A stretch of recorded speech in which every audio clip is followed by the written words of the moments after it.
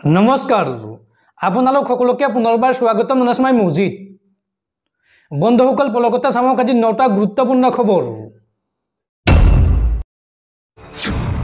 প্ৰথমটো খবৰ কেন্দ্ৰীয় চৰকাৰৰ নতুন আইনক লৈ জ্বলিছে দেশ হিট এণ্ড ৰান আইনক লৈ জ্বলিছে সমগ্ৰ দেশ যাৰ পৰিপ্ৰেক্ষিতত এইবাৰ প্ৰভাৱ পৰিছে অসমত আজি পুৱা 5 বজাৰ পৰা 48 ঘণ্টাৰ বাবে অসমত নচলিব ওলা উবেৰ আৰু দিবানৈক্য বাণিজ্যিক বাহন ৰাজ্যজুৰি চালকসকলৰ ব্যাপক প্ৰতিবাদ অচল হৈ পৰিব অসম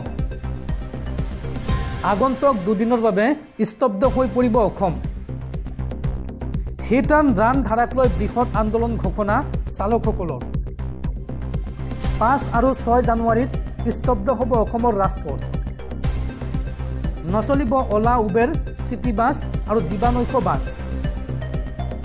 বাণিজ্যিক বাহনসমূহ দেখা নাপাব ৰাজপথত ব্যাপকভাৱে নাটনি হ'ব পেট্ৰল ডিজেল আৰু ৰন্ধন গেছৰ চিলিণ্ডাৰত হিট এণ্ড ৰান ধাৰা উঠাই নললে অৰ্থনীতি স্তব্ধ কৰাৰ হুংকাৰ চালকসকলৰ সাময়িকভাৱে ধাৰা প্ৰত্যাহাৰৰ পাছতো আন্দোলন অব্যাহত আছে চালক সন্থাৰ কেন্দ্ৰীয় চৰকাৰৰ সৈতে আলোচনাৰ পাছতো অসমত এই ধাৰা মানি নোলোৱাৰ প্ৰস্তাৱ চালকসকলৰ এই ধাৰা অনুসৰি পথচাৰীক খুন্দিয়ালে 10 বছৰ জেল আৰু 7 লাখ টকাৰ জৰিমনা ভৰিব লাগিব চালকসকলে আৰু পথচাৰীৰ মৃত্যু হলে বৃদ্ধি পাব পাৰে কাৰাবাসৰ সময়সীমা আৰু এই গোচৰত 90 দিনৰ ভিতৰত আৰক্ষীয়ে চালকৰ বিৰুদ্ধে দাখিল কৰিব লাগিব চাৰ্জশ্বিট আৰু এই আইনক লৈ এতিয়া প্ৰতিবাদ সাব্যস্ত কৰিছে চালকসকলে তেওঁলোকৰ দাবী এই কলা আইনখন কেন্দ্ৰীয় চৰকাৰে বাতিল কৰিব লাগে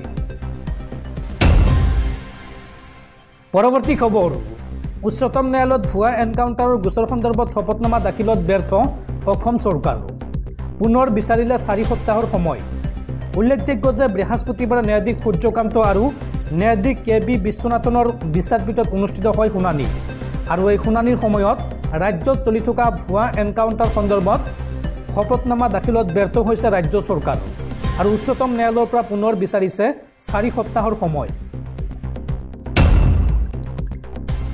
পৰৱৰ্তী খবৰ ভোটাৰ লিষ্টক লৈ ডাঙৰ খবৰ আপোনাৰ হাতত মাত্ৰ আছে 3টা দিন বাকি এই 3 দিনৰ ভিতৰত আপুনি কৰিব লাগিব কেইবাটাও বিশেষ কাম যদি আপোনাৰ ঘৰত কোনোবা ব্যক্তিৰ ভোটত বা ভোটাৰ লিষ্টত নাম অন্তৰ্ভুক্ত কৰিব লগা আছে তেন্তে অতি শীঘ্ৰে কৰি লওক আৰু যদি কাৰোবাৰ শুধৰণি কৰিব লগা আছে তেন্তে সেই কামো শীঘ্ৰে কৰি লওক 8 জানুৱাৰীৰ পিছত আপুনি কৰিব নোৱাৰিব এই কাম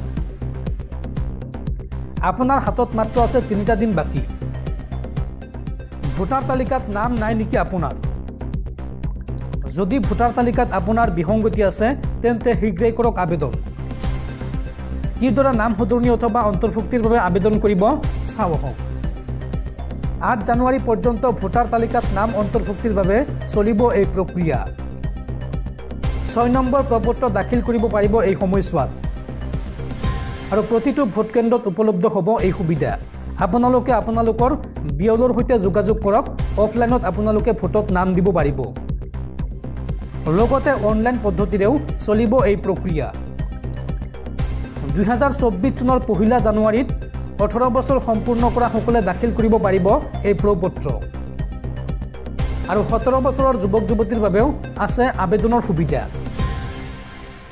নিৰ্দিষ্ট পৰ্টেলত আপোনালোকে দাখিল কৰিব পাৰিব আবেদন অনলাইনত আপোনালোকে যদি আবেদন কৰে তেন্তে ইলেকশ্যন কমিশ্যন অফ ইণ্ডিয়াৰ অফিচিয়েল ৱেবছাইটত গৈ আবেদন কৰিব পাৰিব উল্লেখযোগ্য যে 8 ফেব্ৰুৱাৰীত প্ৰকাশ পাব চূড়ান্ত ভোটাৰ তালিকা বন্ধুসকল তাৰপিছত 4 নম্বৰ খবৰটো জনোৱাৰ আগতে আপোনালৈ এটা সৰু ৰিকুৱেষ্ট যদি তেওঁলোকে এইটো ভিডিঅ'ত লাইক কৰা নাই তেন্তে প্লিজ এটা লাইক কৰি দিয়ক আৰু এনেকুৱা ধৰণৰ নতুন নতুন ভিডিঅ' পাবলৈ চেনেলটো ছাবস্ক্ৰাইব কৰি কাষত থকা বেল আইকনটো প্ৰেছ কৰি ৰাখক পৰৱৰ্তী খবৰ ৰাজ্য চৰকাৰৰ বৃহৎ ঘোষণা খানাপাৰাত 3 দিনীয়াকৈ পশুধন আৰু হাঁহ কুকুৰা মেলা 2024ৰ আয়োজন কৰা হৈছে মাঘ বিহু উপলক্ষে এই মেলাৰ আয়োজন কৰিছে অসম চৰকাৰে খানাপাৰা ফাৰ্মগেট খেলপথাৰত কৃষিমন্ত্ৰী অতুল বৰাৰ সংবাদমেল আৰু এই সংবাদমেলত কৃষিমন্ত্ৰী অতুল বৰাৰ ঘোষণা 5 জানুৱাৰীৰ পৰা অহা 7 জানুৱাৰীলৈকে তিনিদিনীয়াকৈ অনুষ্ঠিত হ'ব চতুৰ্থ পশুধন আৰু হাঁহ কুকুৰা মেলা 2024। ৰাজ্যৰ বিভিন্ন প্ৰান্তৰ বহু উদ্যোগী পশুপালকৰ লগতে 200খনতকৈ অধিক বিপণী অংশ ল'ব এই মেলাত। তদুপৰি দিল্লী, হাৰিয়ানা, গুজৰাট, ছিকিম, মেঘালয় আদি ৰাজ্যৰ বিপণী অংশ ল'ব এই মেলাত। এইসমূহ বিপণীত বিভিন্ন জাতৰ উন্নত মানৰ হাঁহ কুকুৰা, গৰু ছাগলী, আলংপুৰিক চৰাই আদি প্ৰদৰ্শনৰ ব্যৱস্থা থাকিব। ৰাজ্যৰ শ্ৰেষ্ঠ পশুপালকক বঁটা মানপত্ৰসহ 1 লাখ টকাৰে পুৰস্কৃত কৰা হ'ব। এই মেলাৰ আন এক আকৰ্ষণ হিচাপে ডগ এণ্ড কেট শ্ব' অনুষ্ঠিত হ'ব। মেলাখন সফলতাৰে সম্পন্ন কৰাত সকলোৰে সহযোগিতাৰ আহ্বান মন্ত্ৰী অতুল বৰাৰ। পৰৱৰ্তী খবৰ, ই-ৰিক্সা, ডাম্পাৰ আৰু ট্ৰেক্টৰৰ বাবে ৰাজ্যত আহি গ'ল নতুন SOP। এতিয়াৰ পৰা যধে মধে চলাব নোৱাৰিব ই-ৰিক্সা, ডাম্পাৰ আৰু ট্ৰেক্টৰ। এই নতুন SOPত কি আছে চাওঁ আহক। ই-ৰিক্সা, ডাম্পাৰ আৰু ট্ৰেক্টৰৰ বাবে ৰাজ্যত আহি গ'ল নতুন নিয়ম। এতিয়াৰ পৰা ৰাষ্ট্ৰীয় ঘাইপথত নিশাৰ ভাগত চলাব নোৱাৰিব ই-ৰিক্সা। সন্ধিয়া 5 বজাৰ পৰা ৰাতিপুৱা 8 বজালৈকে ৰাষ্ট্ৰীয় ঘাইপথত চলাব নোৱাৰিব ই-ৰিক্সা। লগতে ডাম্পাৰ আৰু ট্ৰেক্টৰক লৈও আহি গ'ল নতুন নিয়ম। সন্ধিয়া 5 বজাৰ পৰা ৰাতিপুৱা 8 বজালৈকে ৰাষ্ট্ৰীয় ঘাইপথত চলাব নোৱাৰিব ডাম্পাৰ আৰু ট্ৰেক্টৰ। ৰাষ্ট্ৰীয় ঘাইপথত যধে মধে ৰখাই থ'ব নোৱাৰিব বাহন। শেহতীয়াকৈ সংঘটিত হোৱা দুৰ্ঘটনাৰ পিছতেই জাৰি কৰা হৈছে এই নিৰ্দেশনা। অন্যথা প্ৰশাসনে ল'ব কঠোৰ ব্যৱস্থা। ধুবুৰী জিলা প্ৰশাসনে জাৰি কৰিছে এই কঠোৰ নিৰ্দেশনা। পৰৱৰ্তী খবৰ, এতিয়াৰ পৰা শিক্ষক নিযুক্তিত চাহ জনজাতি আৰু আদিবাসীৰ বাবে 3% সংৰক্ষণ থাকিব। এই ঘোষণা অসম চৰকাৰৰ। অসম চৰকাৰে চলি থকা শিক্ষক নিযুক্তি প্ৰক্ৰিয়াত চাহ জনজাতি আৰু আদিবাসী জনগোষ্ঠীৰ বাবে 3% সংৰক্ষণ ব্যৱস্থাৰ পৰিকল্পনাৰে এক সিদ্ধান্ত ঘোষণা কৰে। শিক্ষামন্ত্ৰী ৰণোজ পেগুৱে এক্সত এটা টুইটৰ জৰিয়তে এই পদক্ষেপক প্ৰশংসা কৰি কয় যে অসম চৰকাৰৰ এক অধিসূচনা অনুসৰি বৰ্তমানৰ শিক্ষক নিযুক্তি OBC, MOBC সম্প্ৰদায়ৰ বাবে থকা 27% সংৰক্ষণৰ ভিতৰত চাহ জনজাতি আৰু আদিবাসী সম্প্ৰদায়ৰ বাবে 3% আসন সংৰক্ষণ থাকিব। শিক্ষামন্ত্ৰী ৰণোজ পেগুৱে এই সন্দৰ্ভত তৃতীয় আৰু চতুৰ্থ শ্ৰেণীৰ পদৰ বাবে সকলো নিযুক্তিত এই নীতি ৰূপায়ণৰ এক বিশদ অধিসূচনা শ্বেয়াৰ কৰে, য'ত অসমৰ প্ৰাথমিক শিক্ষা সঞ্চালকালয়ৰ অধীনত শিক্ষক আৰু অশিক্ষক দুয়োটা পদেই সামৰি লোৱা হৈছে। এই কৌশলগত সিদ্ধান্তৰ লক্ষ্য হৈছে সমাজৰ বিভিন্ন দিশত চাহ জনজাতি আৰু আদিবাসী জনগোষ্ঠীৰ প্ৰতিনিধিত্ব আৰু সক্ৰিয় অংশগ্ৰহণ।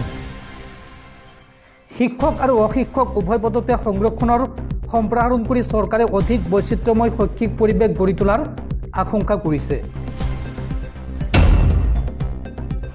পৰৱৰ্তী খবৰ, অহা 25 মাৰ্চ সোমবাৰে ফাগুন মাহৰ পূৰ্ণিমা তিথিত বছৰৰ প্ৰথমটো চন্দ্ৰগ্ৰহণ। চাওঁ আহক এই সন্দৰ্ভত সবিশেষ। নতুন বছৰৰ প্ৰথম চন্দ্ৰগ্ৰহণ কেতিয়া? 2024 বৰ্ষত দুটাকৈ চন্দ্ৰগ্ৰহণৰ সাক্ষী হ'ব দেশবাসী। অহা 25 মাৰ্চ সোমবাৰে ফাগুন মাহৰ পূৰ্ণিমা তিথিত বছৰৰ প্ৰথমটো চন্দ্ৰগ্ৰহণ। বছৰৰ প্ৰথমটো সূৰ্যগ্ৰহণ হ'ব এপ্ৰিল মাহত। আৰু ভাৰতত দেখা নাযাব বছৰৰ এই প্ৰথমটো চন্দ্ৰগ্ৰহণ। বছৰৰ প্ৰথমটো চন্দ্ৰগ্ৰহণ আৰম্ভ হ'ব ভাৰতীয় সময় অনুসৰি পুৱা 10:24 আৰু এই গ্ৰহণ শেষ হ'ব বিয়লি 3:01।